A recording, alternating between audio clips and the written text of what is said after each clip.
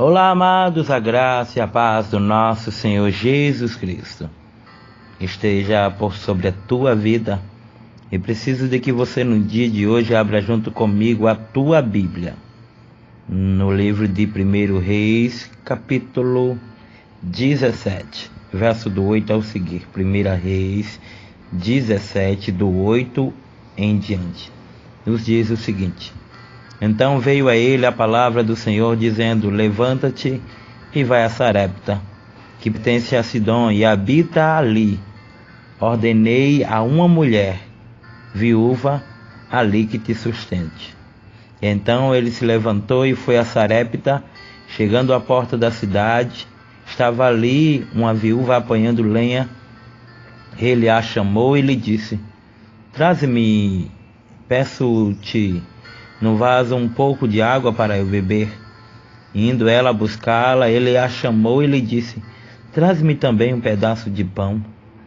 Respondeu ela: Tão certo como vive o Senhor, o teu Deus, não tenho nenhum bolo, senão somente um punhado de farinha, e uma panela e um pouco de azeite numa botija. E veis aqui, apanhei 2 cavacos, e vou prepará-lo para mim e para meu filho, a fim de que comamos e morramos. Elias então lhe disse: Não temas, vai e faze como dissestes, mas faze disso primeiro para mim um bolo pequeno, e traz-me aqui fora, depois o farás para ti e teu filho. Pois assim diz o Senhor, o teu Deus: a farinha da panela não se acabará, e o azeite da botija não faltará, até o dia em que o Senhor dê chuva sobre a terra. Foi ela e fez conforme a palavra de Elias. Assim comeu ela e a sua casa muitos dias.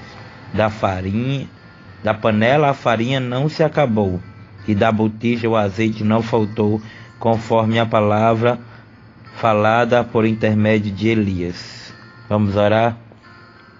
Pai, se tu quiseres falar conosco, fala, porque é a tua palavra que nós vamos tratar aqui hoje, Pai. E certamente alguém está precisando de uma intervenção tua, de um socorro, pois não tem sido tão fácil, Pai. Mas a tua palavra é o que renova, Senhor, as nossas forças, é aquela que nos traz ânimo às nossas vidas, é aquela que nos traz esperança e que nos enche novamente de ímpeto para continuar a caminhada, Pai. Fica conosco e fala conosco em nome de Jesus. Amém. Meus amados, meditando sobre a história desta viúva que habitava em Sarepta, pois o texto, a epígrafe do texto, fala acerca da viúva de Sarepta. É interessante observar que Elias até então era um profeta desconhecido, mas quando o Senhor levantara para o ministério profético, Elias se deparou com algumas provas e alguns desafios que ele se sobressaiu. Quando a gente vai ver Elias dizendo para Acabe, olha, Acabe, de acordo com a minha palavra, não vai acontecer isso ou acontecerá isso. Aqui, capítulo 16, versículo 19. Glória a Deus. Capítulo 17, capítulo 17, o verso 12 a seguir, diz o seguinte: Depois veio a palavra do Senhor a Elias dizendo: Retira-te daqui e beberás. O versículo 17, versículo 1, Ora, Elias, o tisbita dos moradores de Gileade, disse a Acabe: Tão certo como vive o Senhor, o Deus de Israel, perante cuja face estou, nem orvalho nem chuva haverá nestes dias, segundo a minha palavra. Autoridade, né? Segundo a minha palavra. E quando o profeta, ele tem autoridade, Deus, ele assina embaixo. Deus, ele confirma a palavra. Porque logo após isso, Deus dá uma ordem para o profeta. para que ele se retirasse e fosse para o ribeiro de Querite, que estava ao leste do Jordão, e dali ele beberia do rio, e aí de ordenar aos corvos que sustentassem a ele. Todos os dias nos é dada a oportunidade de viver um milagre novo, de entender um pouco a grandeza de Deus através da obediência para com Ele. Mas há situações em nossas vidas onde as quais a gente duvida, onde as quais a gente murmura, porque todo mundo só quer viver na bênção, mas ninguém quer estar na prova.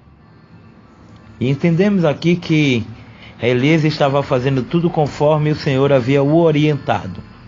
Primeiro, Elias disse: olha, não vai cair nem chuva nem orvalho, segundo a minha palavra. Depois Elias vai lá e sai de cena, porque às vezes nós temos que sair de cena para que o Senhor entre na história.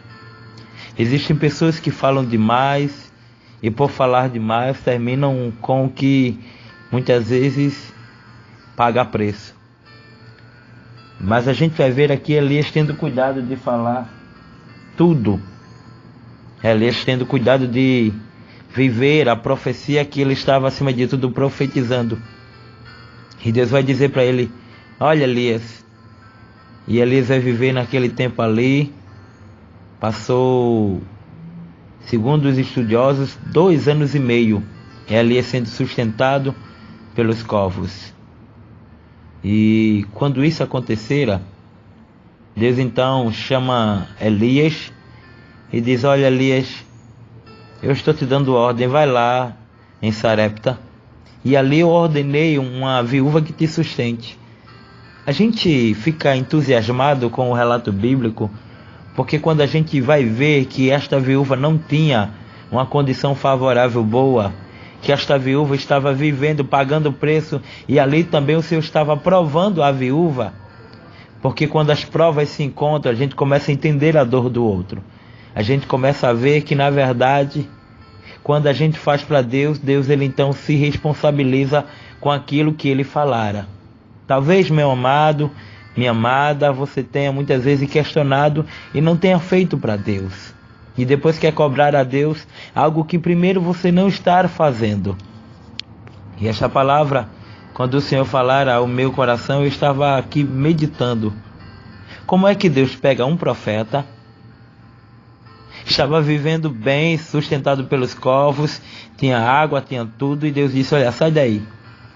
Sai daí, agora vai lá para Sarepta, que é em Sidom, que pertence a Sidom, e ali eu ordenei a uma mulher viúva que te sustente. A gente vai ver Elias dizendo para aquela mulher, passo a passo: olha, me dê um pouco d'água. Ela vai pegar água com aquela paciência. Depois a gente vai ver Elias dizendo: olha, faz o seguinte agora, além da água, eu quero um pedaço de pão, um bocado de pão. E aquela mulher disse: olha, tão certo como vive o Senhor, o teu Deus, não tenho nenhum bolo, senão somente um punhado de farinha numa panela e um pouco de azeite numa botija. E vês aqui, eu apanhei 2 cavacos e vou preparar para mim e para meu filho, a fim de que comamos e morramos. A autoridade. Quando se tem a autoridade de Deus é outra coisa.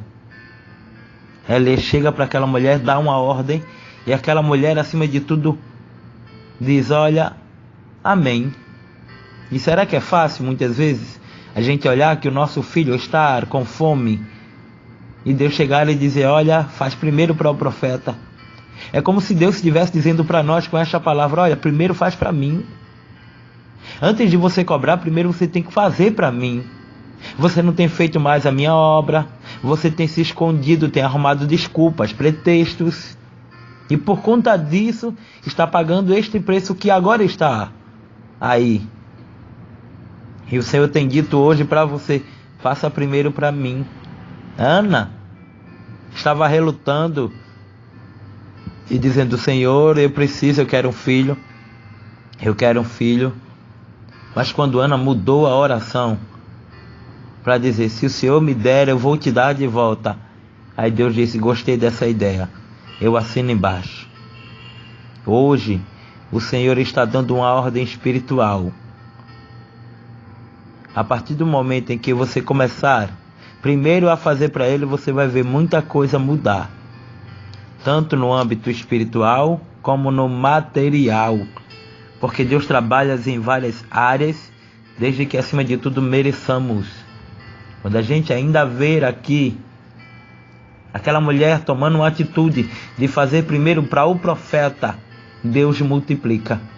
E eu quero te dizer sem medo de dúvidas, sem sombra de dúvidas, de que Deus está multiplicando o teu azeite. Sim, Deus está multiplicando o teu azeite, o azeite espiritual. E se alguém pensou que você estaria falida ou falido, vai ver Deus trabalhando na história. Vai ver um novo acontecimento. Vai ver uma multiplicação de milagre. Mas acima de tudo se faz necessário que você creia. Porque a fé é o firme fundamento das coisas que não se veem, mas se espera. Eu não estou vendo, mas eu estou esperando que Deus vai fazer. É assim que acontece. Não adianta murmurar, não adianta questionar. Primeiro para Deus. Deus está dizendo: primeiro desça, e depois eu te revelo. Primeiro me busque, depois eu te mostro. Primeiro você vai fazer a minha vontade, e depois eu te surpreendo. E certamente veremos o poder infalível desse Deus que nós temos. Amém? Que Deus abençoe a cada um. Em nome de Jesus, muito obrigado. E até amanhã, se o Senhor assim nos permitir. E nunca se esqueça de que primeiro é para Deus. E depois o Senhor faz para nós. Entenda isso. A ordem da lógica é essa. Primeiro eu faço para Deus. Depois o Senhor me presenteia. Em nome de Jesus. Amém e amém, Jesus. Fiquem todos na paz do nosso Senhor Jesus Cristo. Amém. Te peço mais uma vez encarecidamente que você se inscreva no nosso canal, que você clique aí no sininho, ative as notificações para estar recebendo todos os dias uma palavra de Deus ao teu coração. E também que você comente, compartilhe, deixe o teu like, porque assim você vai estar ajudando esta obra a se manter no YouTube. Amém? Que Deus te abençoe. Em nome de Jesus, é um prazer ter você aqui. Muito obrigado pelo carinho. Que Deus abençoe. E fiquem todos na paz do nosso Senhor Jesus Cristo. Amém.